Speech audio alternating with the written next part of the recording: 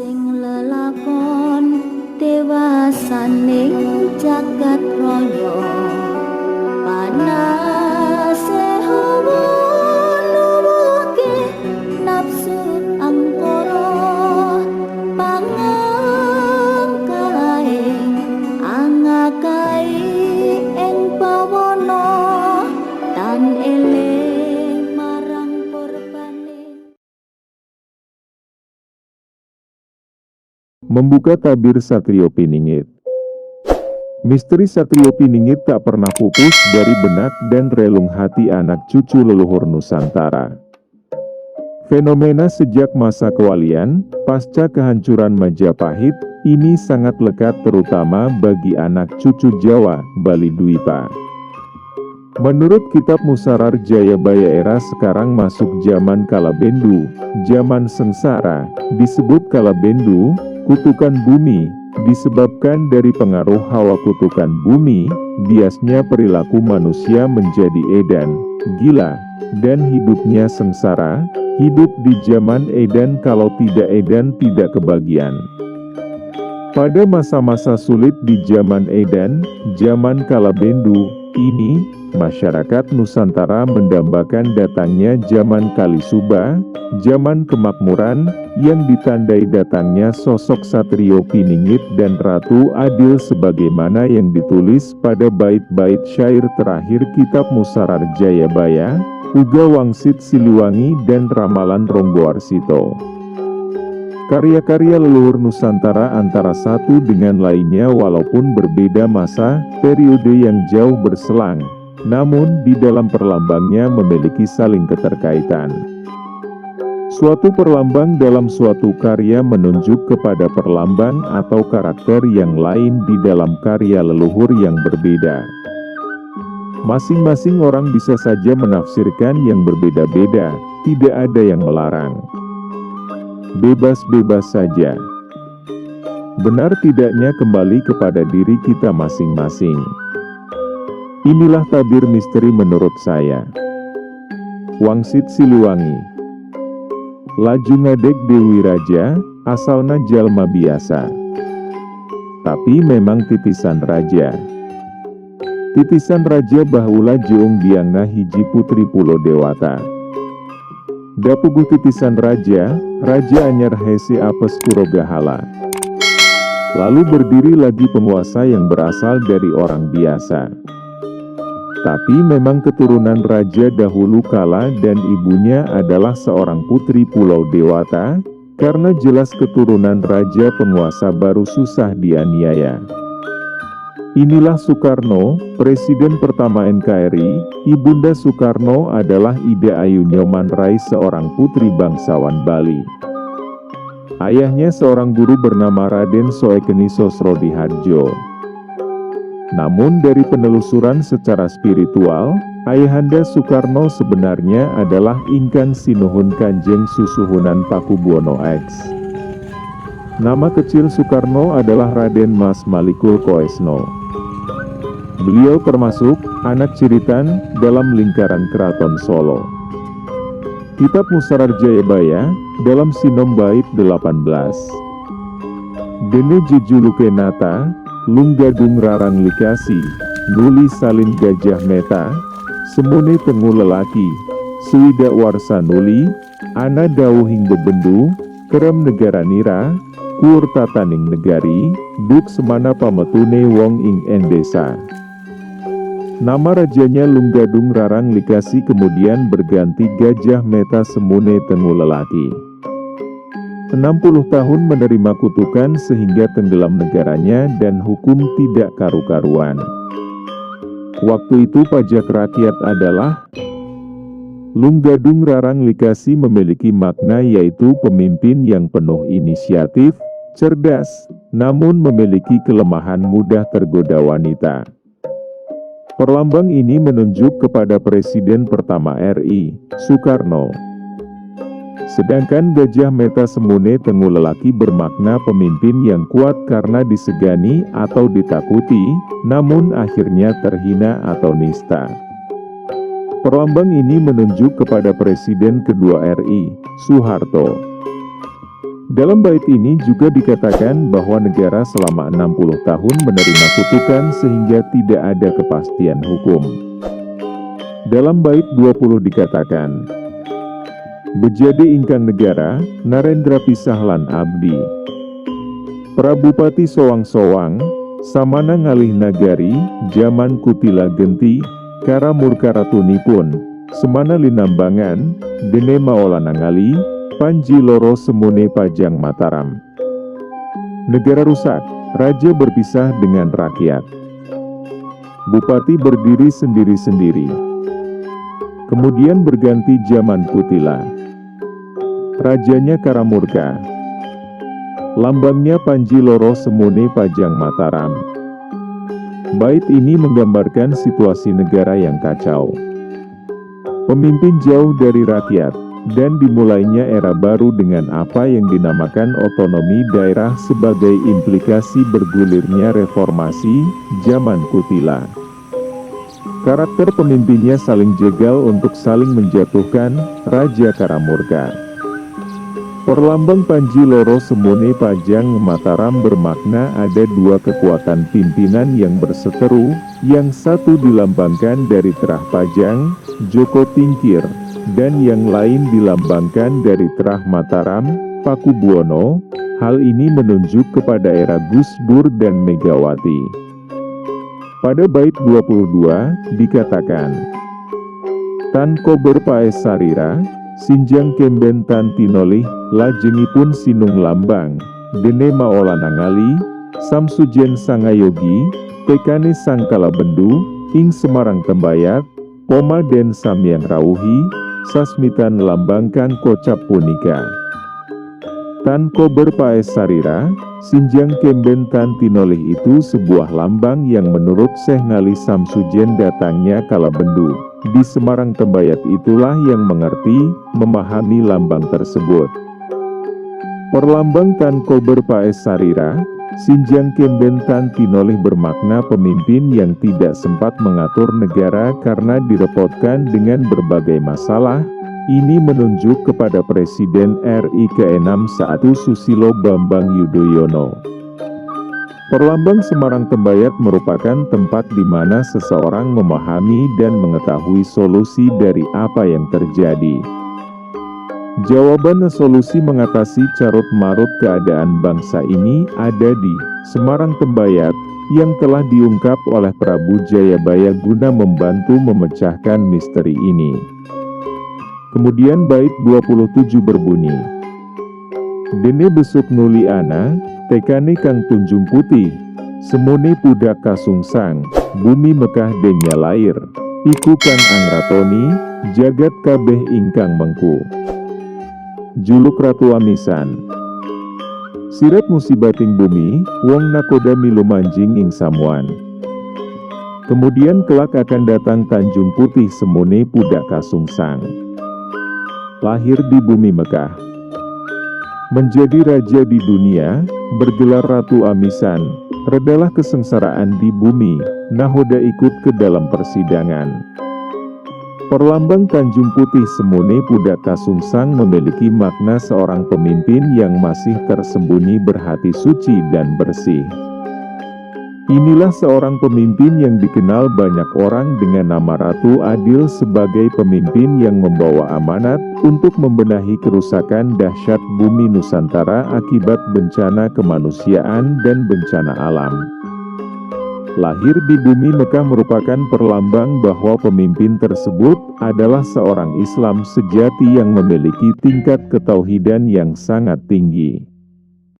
Bait 28 tertulis, Prabu Tusing Waliullah, kadhatone pan kekalih, ing Mekah ingkang satunggal, tanah Jawi kang sawiji, prenahe iku kaki, perak lan gunung perahu, sakulone tempuran, balane samya jerih asih, ia iku ratu rinenggeng sajagat. Raja utusan Waliullah. Berkedaton dua di Mekah dan tanah Jawa. Letaknya dekat dengan Gunung Perahu, sebelah barat tempuran. Dicintai pasukannya. Memang raja yang terkenal sedunia. Prediksi saya tentang bait tersebut, yang dimaksud dengan hasil didikan tempaan seorang waliullah, aulia, yang juga selalu tersembunyi berkedaton di Mekah dan Tanah Jawa adalah dua waliullah tersembunyi, menitis, di dalam dirinya, sawiji, yang satu seorang aulia dari Mekah dan yang satunya lagi seorang raja Jawa. Orang yang dimaksud merupakan Islam sejati, sudah makom ma'arif mukasyafah, serta berciri khusus terdapat andeng-andeng, tahi lalat, segi tiga yang jelas sangat kelihatan, dingklik, sanalika ikuong Jawa akeh kang tesmak batok, senajan melorok ora endelok, andeng-andeng dingklik. Pemimpin tersebut akan mampu memimpin Nusantara ini dengan baik, adil dan membawa kepada kesejahteraan rakyat, serta menjadikan Nusantara sebagai barometer dunia, istilah Bung Karno, negara mercusuar. Saya mencoba menelusuri alat-alatnya yang menandai datangnya Sang Ratu Adil pada serat Jangka Jayabaya, Catur Sabda, petikan seratan tangan kangge sambetan Jangka Triwikrama. Kulup ingsun mangsit marang sira, sanalika iku wong Jawa akeh kang tesmak bathok, senajan melorok ora endelok, andeng-andeng dingklik. Lah ing kono kulup, ora suwi bakal katon alat-alate kang minangka dadi cacaloning Sang Ratu Adil panetep panata agama Kalipatullah. Mung gegamane bae golekana kongsi katemu. Kemudian kita simak serat paweling, peringatan, sebagai berikut. Nanging piweling ingsun, diawas dieling, jejekna imanira, turutan Gustinira Ratu Adil panetep panatagama. Golekana gegamane sing nganti ketemu, turutan dalane, ngetut buria saparane. Pada syair tersebut, Jangka Jayabaya memberikan pesan paweling, agar kita selalu waspada dan ingat kepada Tuhannya, tegakkan iman, jadilah pengikut Ratu Adil panetep panatagama, dan kita diminta untuk mencari senjatanya sampai ketemu. Kitab Musarar Jayabaya, bait 159. Selelet-lelete yen embuk ngancik tutup tahun sinungkalan Dewa Wolu, ngasto manggalaning ratu, bakal ana dewa ngejawantah apa ngawak manungsa, apa suryan pada betara kresna, awi watak bala dewa, agegaman Trisulaweda. Jinejer wolak waliking jaman, wong nyilih balekake, wong utang embayar, utang nyawa bayar nyawa, utang wirang nyaor wirang. Selambat-lambatnya kelak menjelang tutup, sinungkalan Dewa Wolu, ngasto manggalaning ratu, akan ada dewa tampil berbadan manusia, berparas seperti Batara Kresna, berwatak seperti Baladewa, bersenjatakan Trisulaweda. Tanda datangnya perubahan zaman, orang pinjam mengembalikan, orang berhutang membayar, hutang nyawa bayar nyawa, hutang malu dibayar malu. Bait 160. Sadurunge ana tetenger lintang kemukus lawang alu-alu tumanja ana kidul wetan bener lawa sepitung bengi, perak esuk bener ilange Batara Suryan Jumedul. Iku tandane putra Batara Indra wus katon tumeka ingar capada. Sebelumnya ada pertanda lintang kemukus panjang sekali tepat di arah selatan menuju timur lamanya 7 malam, hilangnya menjelang pagi sekali bersama munculnya Batara Surya bebarengan dengan hilangnya kesengsaraan manusia yang berlarut-karut. Bait 161. Dununge ana sikilere di lawu sisih wetan, wetani bengawan banyu, ande dukuh pindah Raden Gatot Kaca, arupa pagupon darat tunda 3, kaya manungsa angleleda. Asalnya dari kaki Gunung Lawu sebelah timurnya Bengawan, berumah seperti Raden Gatot Kaca, berupa rumah merpati susun 3, seperti manusia yang menggoda. Memahami bait 159S, D161, Sinungkalan Dewa Wolu, 8, Ngasta, 2, Manggalaning, 9, Ratu, 1, mungkin maksudnya tahun Jawa 1928 atau 2006 Masehi, dalam perkiraan yang tepat 2008. Akan dewa tampil berbadan manusia berparas seperti Batara Kresna berwatak bagaikan bala dewa bersenjata Trisula Weda, adalah tanda-tanda datangnya perubahan zaman. Orang pinjam harus mengembalikan, orang berhutang wajib membayar. Prediksi saya tahun 2008 telah hadir ngejawantah di bumi Nusantara berupa senjata Trisula Weda atau Dewa Putra Batara Indra, munculnya di daerah Banyuwangi, sesuai dengan bait 161, Bengawan Banyu. Tempat munculnya di Banyuwangi bukan secara kebetulan, karena daerah tersebut dahulu adalah tempat pertemuan perpisahan Prabu Brawijaya V, Sunan Lawu, dengan Sabdo Palon Wonoyo Genggong, disaksikan Sunan Kalijaga, mengacu pada naskah Darmogandul. Darmogandul, Jawa.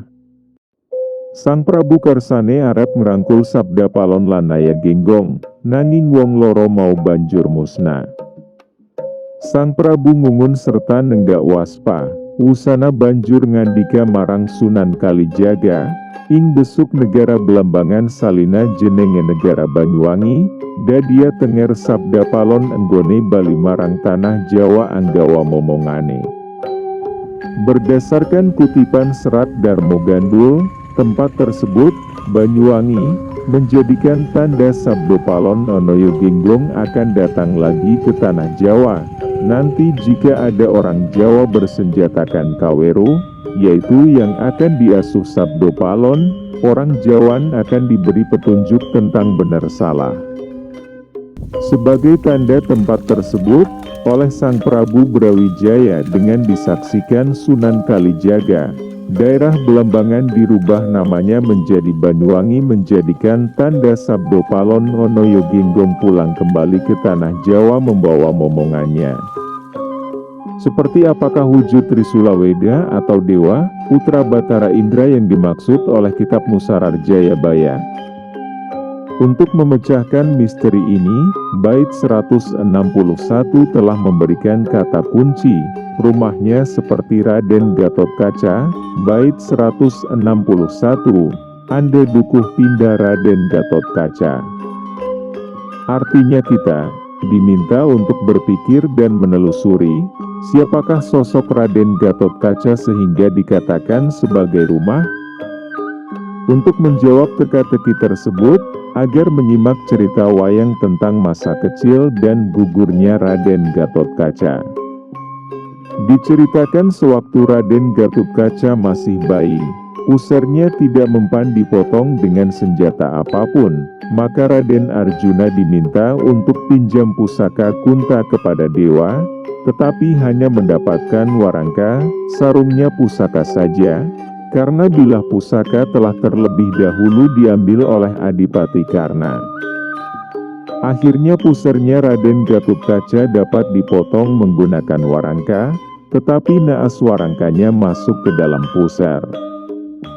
Kemudian pada waktu terjadinya perang Barathayuda antara Astina dengan Pandawa, Raden Gatotkaca mendapatkan lawan tangguh yaitu Adipati Karna.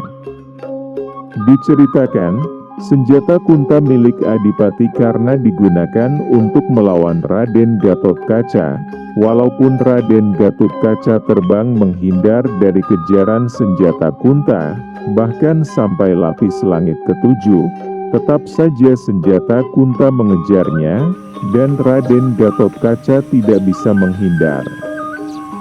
Hal ini disebabkan Raden Gatotkaca adalah rumah sarangnya senjata tersebut, di pusarnya bersemayam warangka, sarungnya.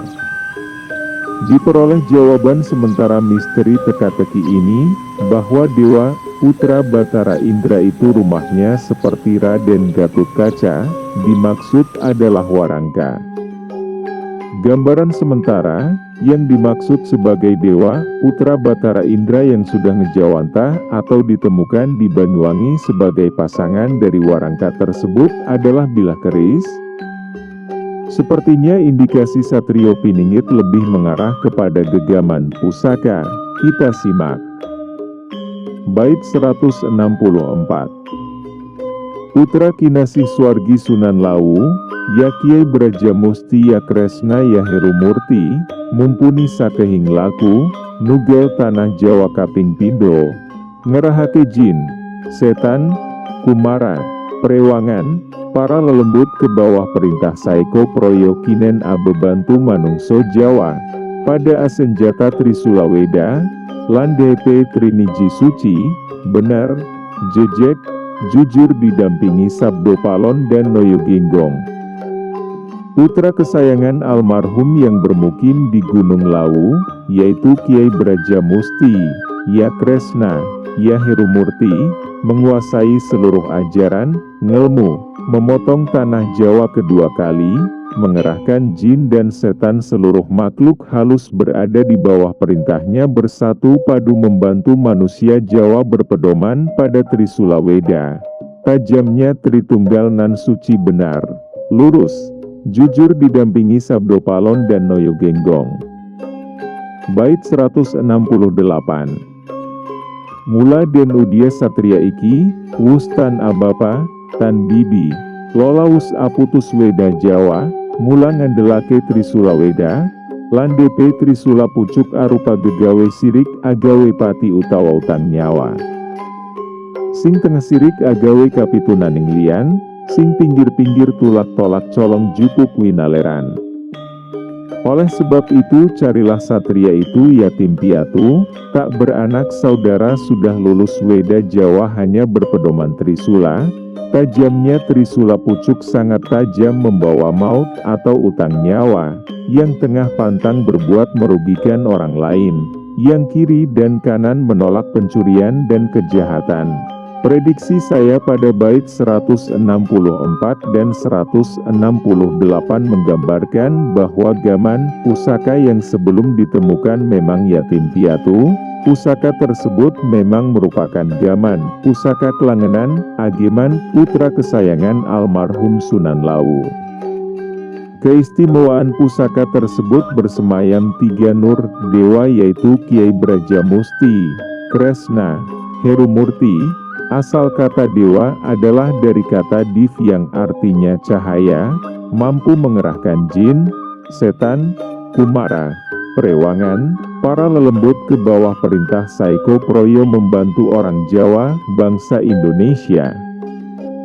Ciri-ciri fisik, pucuknya sangat tajam membawa maut, tengahnya pantang merugikan orang lain, dan pinggir-pinggirnya menolak pencurian dan kejahatan. Tajamnya Tritunggal nan suci, benar, lurus, jujur dan didampingi Sabdo Palon dan Noyo Genggong. Di pangkal pusaka tersebut terdapat 2 bocah kembar yang digambarkan diiringi Sabdo Palon dan Noyo Genggong. 2 bocah kembar ini lahir di bawah pohon beringin, lambang pamor pohon beringin. Untuk membuka misteri tentang gaman pusaka tersebut telah cross-check dengan melakukan dialog batin dengan Sunan Lawu. Diakui oleh beliau bahwa pusaka tersebut memang merupakan putra Kinasih, Kelangenan. Beliau, bait 159 disebutkan seperti manusia. Ana dewa ngejawantah pengawak manungsa, bukankah di diri masing-masing manusia terdapat 4 nur hitam, merah, kuning dan putih yang merupakan nafsu-nafsunya manusia. Hasil deteksi, ciri-ciri pusaka tersebut telah sesuai sebagaimana digambarkan dalam kitab Musarar Jayabaya, yakni bersemayam di dalam pusaka 3 warna nur, cahaya yaitu merah, biru dan hijau, yaitu Kiai Brajamusti, Kresna dan Heru Murti, bait 164. Putra Kinasih Swargi Sunan Lawu, ya Kiai Brajamusti ya Kresna ya Heru Murti, mempunyai sifat yang suci, benar, jejek, lurus, jujur, lan DP Triniji Suci, benar, jejek, jujur. Spesifikasi yang lain diterangkan pada bait 164 di pangkal pusaka, tepatnya di bawah gambar pohon beringin, terdapat dua bocah kembar sebagai Sabdo Palon Nonoyo Genggong, bait 164, didampingi Sabdo Palon Nonoyo Genggong, dipisahkan oleh pamor gambar, seperti rumah merpati susun 3, bait 161. Arupa pagupon Daratunda 3. Jika melihat ciri-ciri spesifikasi mengenai pusaka keris tersebut mengarah kepada jenis pusaka Oumyang Jembe. Jumlah jenis pusaka ini hasil dialog dengan Pangeran Diponegoro ada 27 buah, satu peti, tetapi hanya satu ini yang telah muncul dan terdapat tiga Nurdan yang dicari-cari oleh orang yang mengerti sejarah pusaka ini yang juga pusaka andalan kerajaan besar yang mempunyai wilayah terluas Sriwijaya, Majapahit. Gaman ini yang disebut sebagai Satrio Piningit. Salah satu faktor pada bait 164 gaman ini dikatakan sebagai pusaka putra kesayangan Kinasih Sunan Lau karena pusaka ini mengandung makna filosofis, sejarah daya tuah yang luar biasa serta dipahat dalam lambang-lambang pamor timbul. Lambang pohon beringin yang terdapat pada pusaka tersebut menggambarkan menanam pohon bersama, Majapahit Pajajaran yang diibaratkan sebagai satu pohon yang akhirnya berpisah. Sedangkan Majapahit Pajajaran dipahatkan dengan lambang dua bocah kembar terletak di kiri kanan. Kitab Musarar Jayabaya menyebutnya sebagai diiringi Sabdo Palon Nonoyo Genggong atau dua bocah kembar yang lahir di bawah pohon cemara. Sabdo Palon sebagai sebuah petuah orang tua kepada anak keturunannya Raden Wijaya pendiri Majapahit, yang juga keturunan darah Sunda, mendapat wejangan dan disumpah, kelak jika nanti negaranya menjadi negara besar, luas wilayahnya, janganlah sekali-sekali menyerang Sunda, Pajajaran karena masih saudara sendiri. Dan janji sumpah tersebut telah dipenuhi oleh Raden Wijaya. Waktu pun terus berjalan, kerajaan Majapahit pada masa pemerintahan Raja Hayam Wuruk mencapai puncak zaman keemasan dengan wilayah jangkauan kekuasaan Majapahit sangat luas. Didorong oleh ambisi Mahapatih Gajah Mada mempersatukan Nusantara, menganggap belum lengkap jika Sunda belum ditaklukkan, maka terjadilah peristiwa Perang Bubat. Atas peristiwa tersebut berarti Raden Wijaya dan keturunannya telah melanggar sumpah dan nasihat kakeknya. Akibat pelanggaran tersebut, setelah wafatnya Raja Hayam Wuruk, sinar kejayaan Majapahit berangsur-angsur memudar, sampai pada generasi Prabu Brawijaya V kerajaan Majapahit sirna ditelan bumi. Begitu juga, berdasarkan babat Sunda, kerajaan Pajajaran Sunda juga sama sirna ditelan bumi, tidak berbekas, tan kasat mata. Sejak peristiwa tersebut zaman Kalajaya, zaman Hunggul, telah berubah menjadi zaman Kalabendu, zaman sengsara dan angkara murka. Fitrah manusia sejati yang mengedepankan budi pakartai akhlak mulia, luhur, benar, lurus, eling dan jujur, telah luntur, rusak akibat pengaruh prabawa kutukan bumi Jawa, Kalabendu Jawa. Gejalanya dimulai zaman Kalabendu ini, menurut serat Darmo Gandul ditandai datangnya orang-orang seberang seperti dari Arab, Kerbau Bulai, Eropa, ke bumi Nusantara dan sejak saat itu burung kuntul ada kuncirnya. Dahulu sebelum zaman Kalabendu Jawa terjadi belum tumbuh kuncirnya. Maknanya, melambangkan manusia Jawa telah berubah sifat-sifat asli sebagai orang Jawa yang sejati, seperti hilangnya budi pakarti manusia Jawa yang luhur, tidak tahu balas budi baik orang lain, jika ditolong ia membalas kejelekan dari belakang ia menohok, suka berbohong, suka memfitnah, menghalalkan segala cara. Diceritakan sejak wafatnya Raden Hayam Wuruk, maka sinar kejayaan Majapahit mulai memudar. Pusaka tersebut oleh MPU pembuatnya yaitu MPU Gedeng Supo, nama lain dari MPU Tantular dan Hyang Angsokanatha di Larung Kelaut. Dengan harapan kelak akan ditemukan kembali dan dipegang oleh orang yang ditakdirkan untuk memegang pusaka ini. Dengan diketemukan kembali pusaka ini, itulah tanda zaman Kalabendu akan segera berakhir dan menuju zaman Kalisuba, zaman kemakmuran. Sunda Pajajaran memaafkan, Majapahit dan Pajajaran bersatu kembali, Nusa Jaya lagi.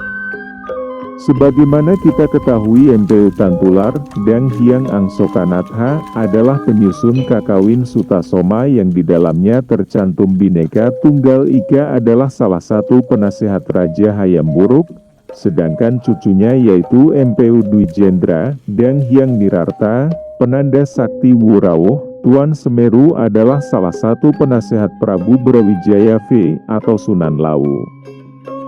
Keduanya mempunyai keterkaitan dengan masalah rahasia pusaka tersebut. Pusaka pengayom Nusantara yang di Larung Kelaut tersebut oleh MPU pembuatnya, oleh orang yang mengerti rahasia, pusaka ini dicari-cari dan bahkan konon PBX juga ikut mencari pusaka ini dengan mengadakan sayembara. Barang siapa menemukan pusaka ini akan diberi hadiah serta dijadikan abdi dalam keraton.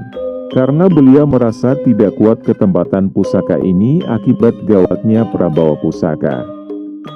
Pernah ada seorang nelayan yang menemukan pusaka ini, tetapi nelayan tersebut dicari-cari tidak ditemukan, menghilang di laut. Sebagaimana harapan MPU Tantular, kelak pusaka ini ditemukan dan orang yang ketempatan pusaka ini tentunya pasti seorang yang waskita dalam pandangan spiritual dan tajam mata batinnya serta mampu memahami makna pusaka ini. Secara filosofis tahu dan mampu tata cara menyatukan kembali Majapahit dan Pajajaran melalui pusaka ini. Pemahaman saya tentang gaman pusaka memang belumlah sempurna. Karena belum lama mengerti tentang pusaka, saya mendapatkan referensi dari Al-Quran yang bisa merujuk kepada pusaka, keris pada surah Al-Hadid 25 yang artinya, dan kami ciptakan besi yang padanya terdapat kekuatan yang sangat dan berbagai manfaat bagi manusia. Dan Allah hendak mengetahui siapa yang menolongnya dan rasul-rasulnya biarpun tidak kelihatan.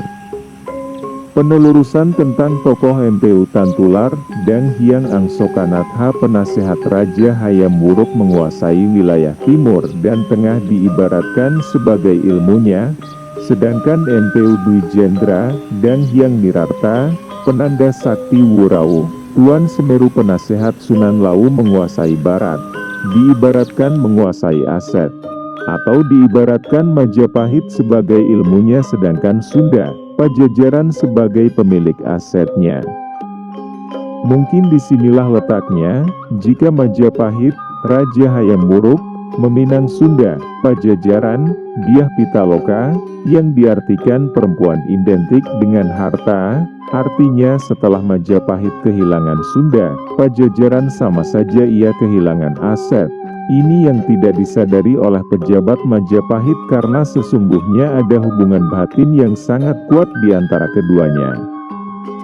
Sebagai contoh lambang logo kemakmuran berbentuk padi kapas yang terdapat di logam emas adalah milik Sunda, Pajajaran, dan lambang padi kapas juga tergambar jelas di pucuk ujungnya gaman pusaka yang dibuat MPU Tantular atau bahkan pada lambang negara burung Garuda.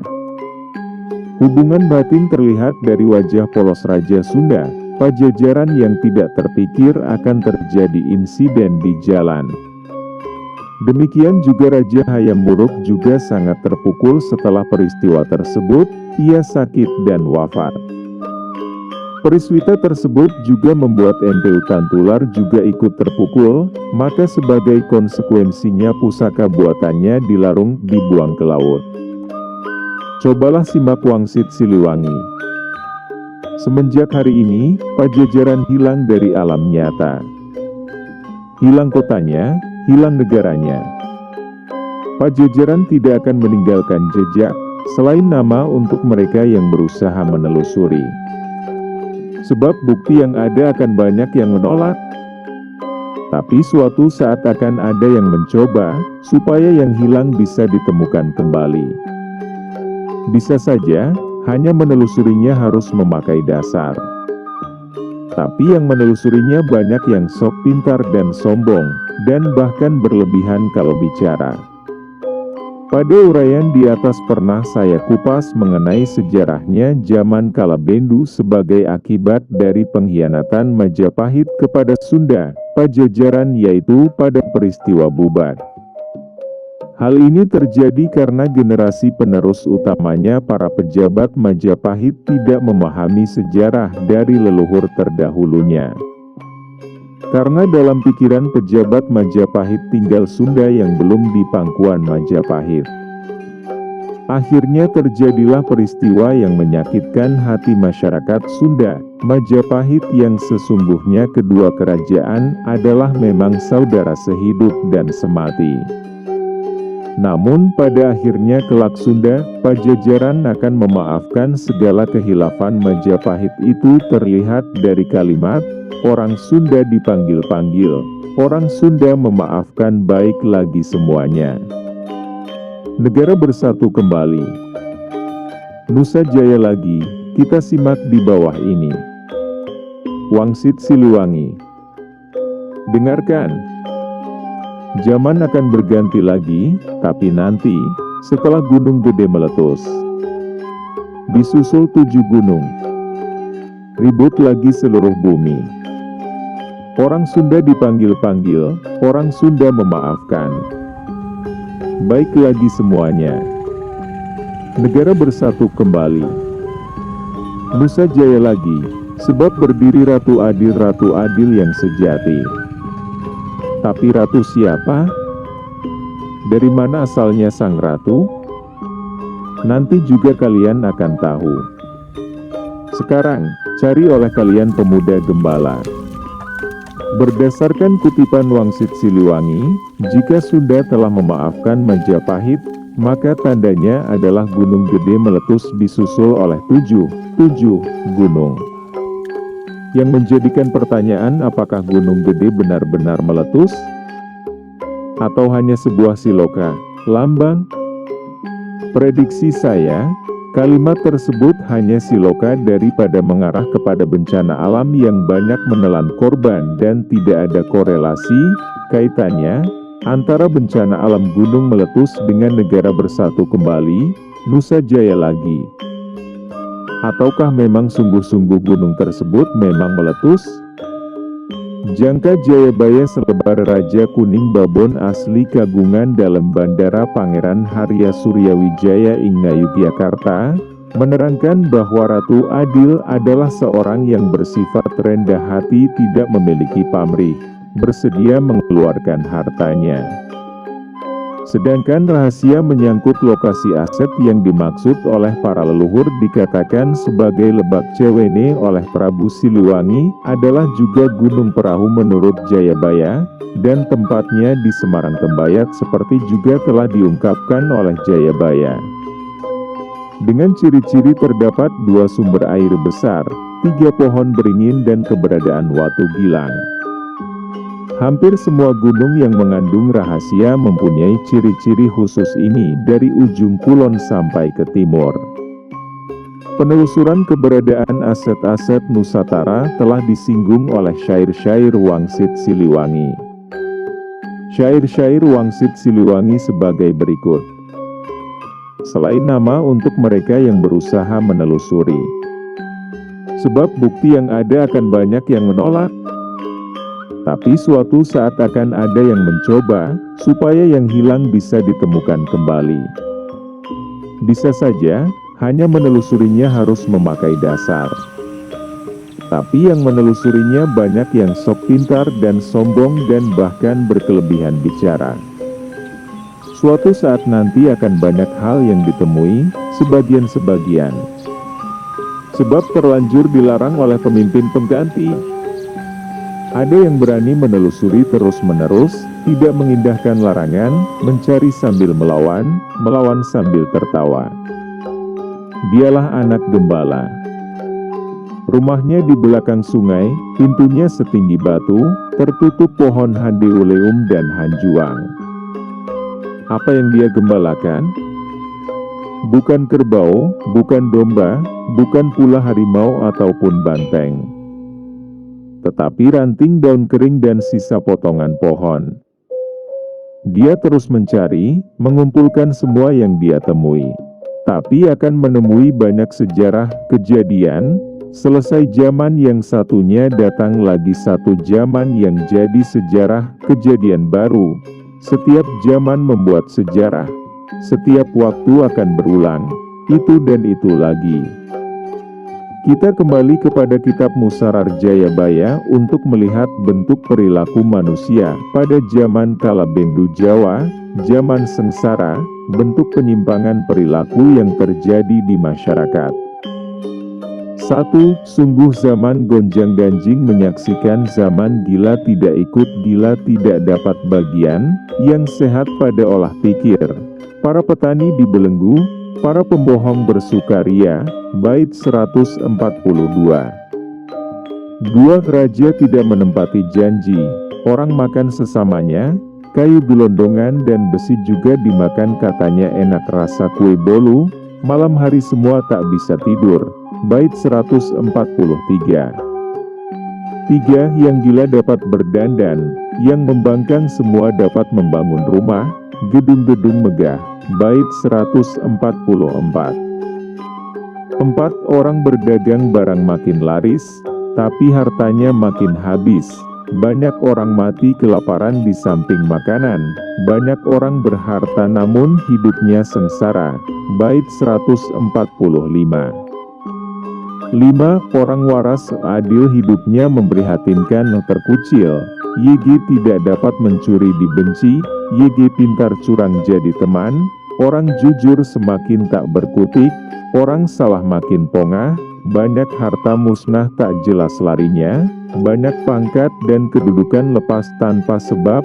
Bait 146. 6. Bumi semakin lama semakin sempit. Sejengkal tanah kena pajak, wanita memakai pakaian laki-laki, bait 147. Akibat dari perilaku tersebut di atas mempengaruhi keseimbangan alam seperti 1. Banjir bandang di mana-mana, gunung meletus tidak dinyana-nyana, bait 141. 2. Datangnya zaman penuh bencana di Nusantara seperti tanah pecah mereka, gempa 7 kali sehari, dan bencana macam-macam. 3. Hujan salah musim. Zaman edan akan berakhir. Sabdopalon yang termasyur dan menanggung malu, akan tampil kembali untuk membantu Nusantara agar bermoral benar, lurus dan jujur. Trisulaweda, dengan ditandai munculnya putra Kinasih Swargi Sunan Lau atau putra Batara Indra yang sulung. Jika nanti zaman sudah berubah, barang siapa melanggar Sabdopalon maka konsekuensinya 1. Banyak orang digigit nyamuk mati, digigit semut mati, banyak suara aneh tapan rupa, pasukan makhluk halus sama-sama berbaris berebut garis yang benar, tak kelihatan, tak berbentuk yang memimpin putra Batara Indra, bersenjatakan Trisulaweda, para suhanya menjadi perwira perang. Jika berperang tanpa pasukan sakti mandraguna tanpa aji-aji, bait 162. 2. Yang membantah pasti mati, bait 166. Jika zaman sudah berubah menjadi zaman berakhlak Trisulaweda yang telah diwejang Sabdopalon maka akan terwujud zaman kemakmuran dan Indonesia akan segera menjadi negara mercusuar dunia. Harta berlimpah muncul di mana-mana.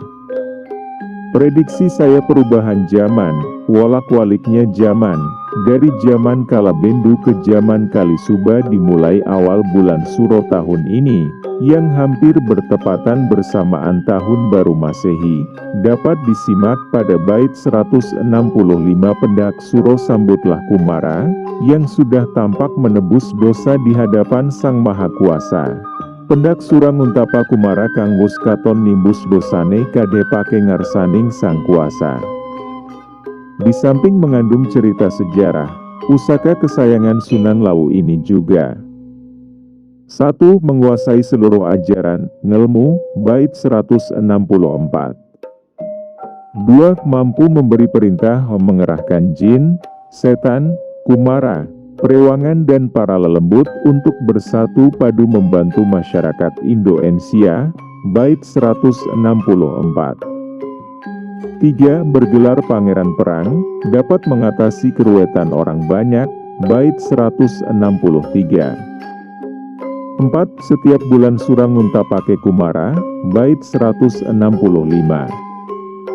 5. Ludahnya ludah api, sabdanya sakti, terbukti, yang membantah pasti mati, orang tua, muda maupun bayi, orang yang tidak berdaya minta apa saja pasti terpenuhi, garis sabdanya tidak akan lama, bait 166. 6. Pandai meramal seperti dewa, dapat mengetahui lahirnya kakek, buyut dan canggah Anda, tidak bisa ditipu karena dapat membaca isi hati, bijak, cermat dan sakti, mengerti sebelum sesuatu terjadi, mengerti garis hidup setiap umat, tidak khawatir tertelan zaman, bait 167. 7. Sudah lulus Weda Jawa, bait 168. Serat Centini, pukul 258. Saka Marmaning Hyang Sukma, Jaman Kala Bendu Sirna, Sinalinan Jamanira, Mulyaning Jenengenata, ing kono raharjaning, karaton ing tanah Jawa, mamalaning bumi sirna, sirep dur angkara murka. Atas izin Allah Subhanahu wa Ta'ala, zaman kala bendu hilang, berganti zaman di mana tanah Jawa, Indonesia menjadi makmur, hilang kutukan bumi dan angkara murka pun mereda. Marga sinapih rawuhnya, nata ginaib sanyata, wiji-wijiling utama, inggaranan naranata, kang kapisan karanya, adenge tanpa sarana, nagda maksuming srinata, sonyaruti kedatonnya. Kedatangan pemimpin baru tidak terduga, seperti munculnya secara gaib, yang mempunyai sifat-sifat utama, note, yang diterjemahkan banyak pihak sebagai satrio piningit. Lire sepi tanpa serana, ora anak kara-kara, duk masih keneker sukma, kasampar kasandung rata, keh wong katambehan ika, karsaning sukma kinarya, salin alamnya, jumeneng Sri Pandhita. Datangnya tanpa sarana apa-apa, tidak pernah menonjol sebelumnya, pada saat masih muda, banyak mengalami halangan dalam hidupnya, Yegi oleh izin Allah Subhanahu wa Ta'ala, akan menjadi pemimpin Yegi berbudi luhur. Luih adil para arta, lumuh maring brana arta, nama Sultan Eru Cakra, tanpa sangkan rawuhira, tan ngadu bala manungsa, mung sirulah prajuritnya, tungguling zikir kewala, mungsuh rerep sirep sirna. Mempunyai sifat adil, tidak tertarik dengan harta benda, bernama Sultan Eru Cakra, tidak ketahuan asal kedatangannya, tidak mengandalkan bala bantuan manusia, hanya kepercayaan, keimanan THDP Allah Subhanahu wa Ta'ala. Prajuritnya dan senjatanya adalah semata-mata zikir, musuh semua bisa dikalahkan. Tumpes tapis tanah mangga, kerana panjenengan nata, amrih kartaning nagara, harjaning jagat sadaya, dahar jroning sawarsa, den wangeni katahira, pitung real ika, tan karsa lamun luiha. Semua musuhnya dimusnahkan oleh sang pemimpin demi kesejahteraan negara dan kemakmuran semuanya, hidupnya sederhana, tidak mau melebihi penghasilan yang diterimanya. Bumi sat jumpa jegira, among sadinar sawarsa, sawah sewu pametunya, suang ing dalam sadina, wus resik nir apa-apa, marmaning wong cilik samya, ayam enake tisira, dene murah sandang teda. Pajak orang kecil sangat rendah nilainya, orang kecil hidup tentram, murah sandang ngepangan. Tanna dursila durjana, pada martobat nalangas, wedi wilating nata, adil asing para marta, bumi petik aku kutha, parek lan kalika tangga, ing sajroning bubakwana, panjenenganin sang nata. Tidak ada penjahat, semua sudah bertobat, takut dengan kewibawaan sang pemimpin yang sangat adil bijaksana. Sing lelakon dewasaning jagat raya